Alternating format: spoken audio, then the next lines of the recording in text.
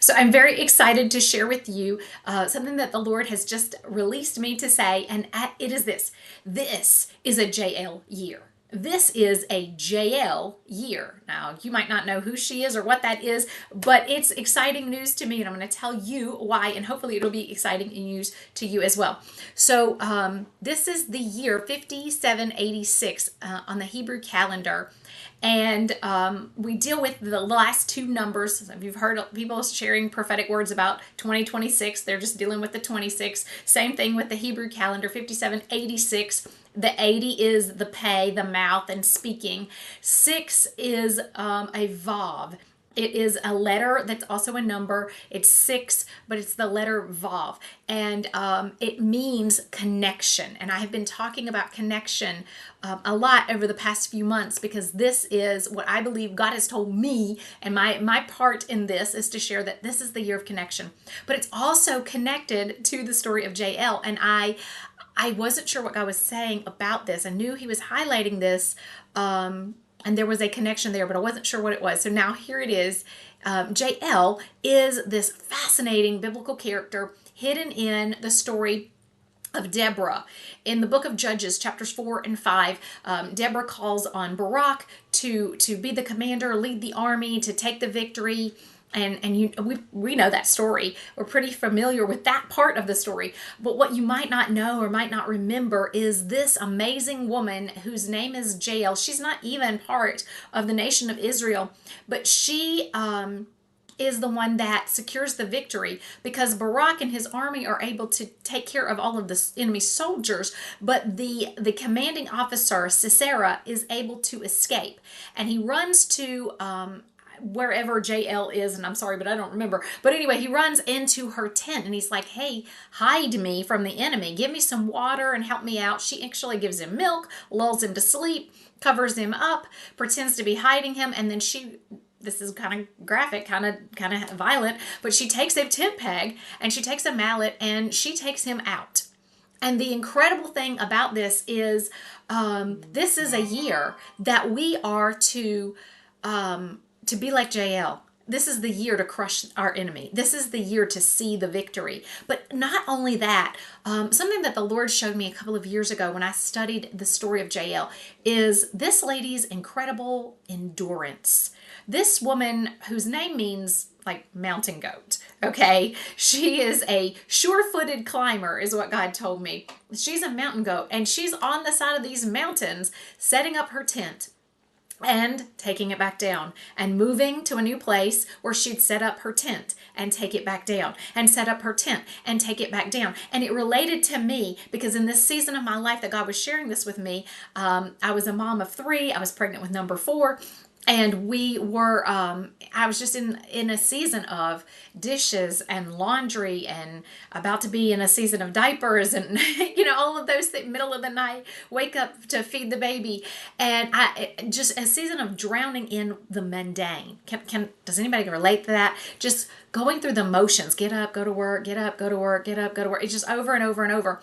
And Jael did something in her life that was seemingly boring, very monotonous, over and over and over and over. And a lot of times we feel like that in our spiritual walks, in our natural life. We are doing the same thing over and over and over, and it gets to be monotonous. It seems very boring. But what God is doing is he's developing in us endurance. He's developing in us endurance.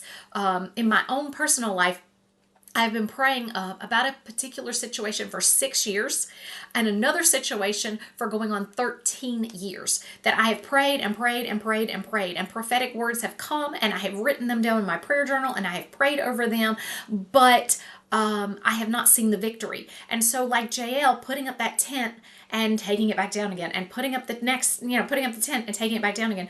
I have been doing that in my life of just motherhood and going through all of the motions of all of the things that I have to do, but also in my spiritual walk of I'm praying the prayers, I'm praying the prayers, I'm praying the prayers, I'm praying the prayers, I'm praying the prayers, I'm fasting, I'm taking communion, I'm pleading the blood over the situation, I'm striking the ground like Elisha told King Jehoash to do, right? Strike the ground with those arrows.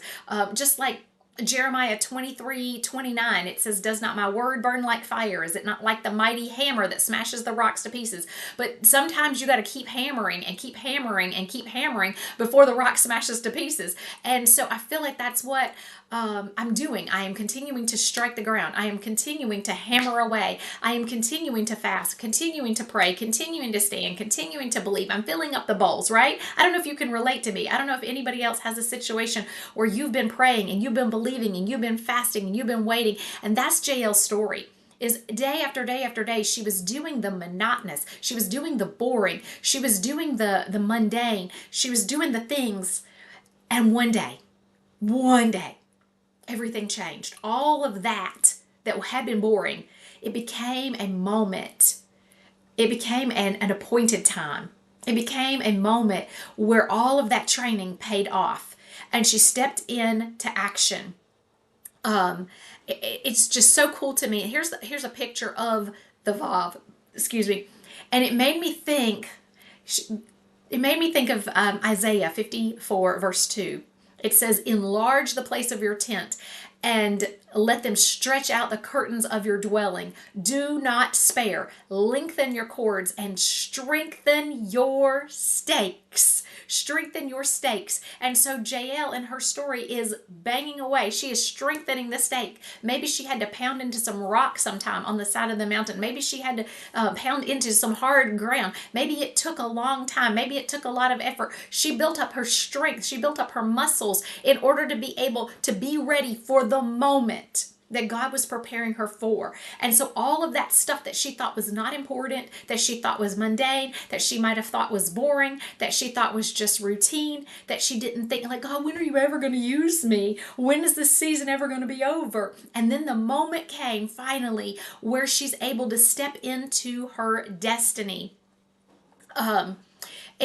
This is a time that I believe, and this is the word, all right? Hold on to this. This is the most important part here, I feel like.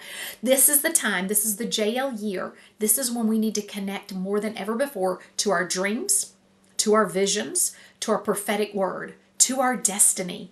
This is the time to connect, to hold on, to hold fast, to keep striking the ground for the things that we are praying for and believing for. I believe that we are on the verge of a breakthrough, but this is the time to connect and connect what we're saying to what we are seeing, what we're feeling in our spirit, what we're believing for like never before.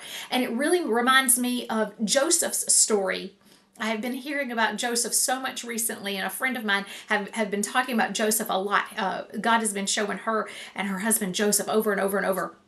Joseph vowed himself to his dream. Joseph had these dreams that he told his brothers, and they mocked him, and it's actually the reason he was sold into slavery. They threw him in a pit, right? They lied and said he was dead, but it actually put him in a position to actually fulfill those dreams. And throughout the time that he was in prison and that throughout the time he was in Potiphar's house, I believe that he was vowed, connected to his dream. I believe he endured.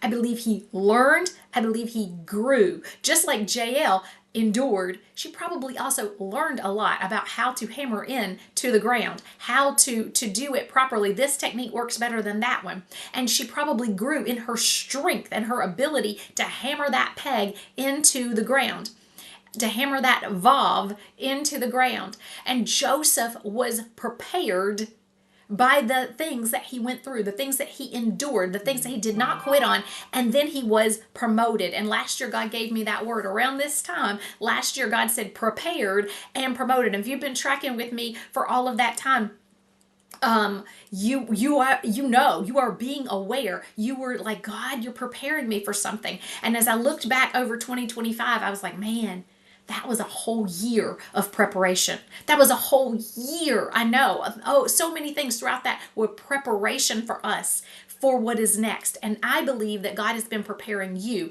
And I believe that he may still be preparing you. But hold on, be vowed, if you will, to the thing that God has said for you to do, because it's almost time. This is a JL year. And I believe that what we have connected to, what we are connecting to, what we have endured, it is all going to pay off. So strengthen your stakes, and I'll see you in the next video.